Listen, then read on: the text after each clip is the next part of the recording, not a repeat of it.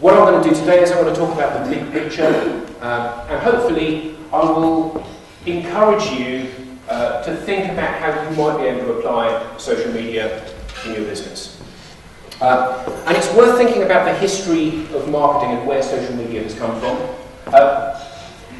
For those of you who don't know, which will probably be everybody, this is Leo Burnett. Back in the 1920s, he invented advertising and marketing as we know it. And he worked out that if you touch people often enough with your message, you can affect a behavioural change in those people. And that's how brands like Daz have become a household name for us all.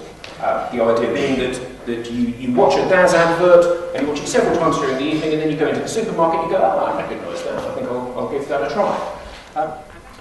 Another problem that we face is that the marketing channels have become incredibly fragmented.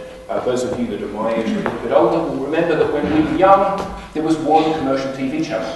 When we were teenagers, there were 2 commercial TV channels. Now there are 400 commercial TV channels.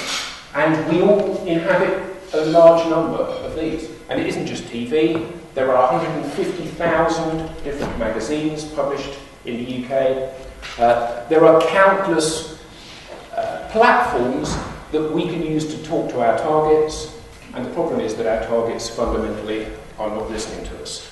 Now, there are a whole host of reasons as to why you should start to use social media, but let's start with a byproduct of your social media engagement. 3 billion people a day Google things, so it's really, really important that you're visible when they Google stuff. Now, if you are active in the world of social media, you might have a presence on half a dozen sites, a dozen sites, 20 sites even. Social media is a very big pit into which you can pour your time and money, and although there are no media costs with social media, it is not free. It will take you time to do it, and that's time you could spend doing something else.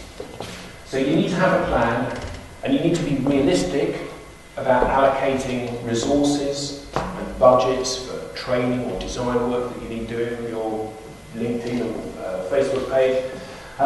You need to think about how you are going to measure the effort that you put into this. How are you going to measure the results that you get?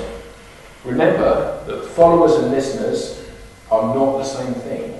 So the fact that you're measuring how many people follow you on Twitter, that's not adding any value. You can't take Twitter followers to the bank.